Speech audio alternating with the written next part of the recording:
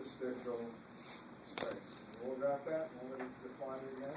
Edema is the excessive buildup of what? Fluid in the interstitial space.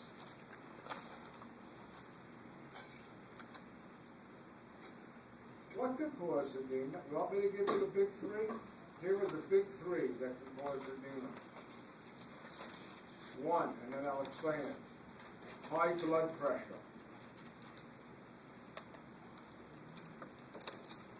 What do we mean?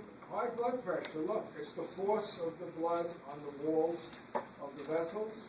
And if you have a lot of force on the walls of the capillaries, there's more fluid going to get pushed out. So people with edema, people with high blood pressure tend to have edema. If you have a patient who has high blood pressure, they will test you on this again and again. And they put them on a medication to what? Lower the blood pressure? Where do you check to see if the patient has edema? Loud. Ankle. If you have too high a blood pressure, you ever see people with really fat ankles? They have edema. That's not fat, it's what? Too much fluid being pushed out. And so as long as you have that, you got to up the medicine a little bit to what? Lower the blood pressure. Everyone got that? High blood pressure leads to edema. Why? It forces fluid out of the capillary. Second cause of edema. Ready?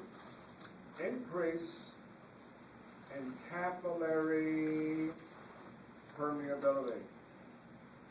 Increase in capillary permeability. The capillaries become too leaky. What chemical, when released, makes your capillaries leaky? You will shoot yourself when I tell you. Histamine. Remember histamine? Released by mast cells, remember that? When do you release a lot of histamine, folks? Allergic reactions. Do you get edema locally with a mosquito bite, folks? Yeah, you know the little bump?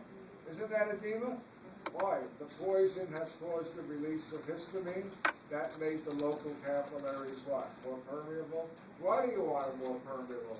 You want fluid out and fluid in. Fluid out to take away the poison.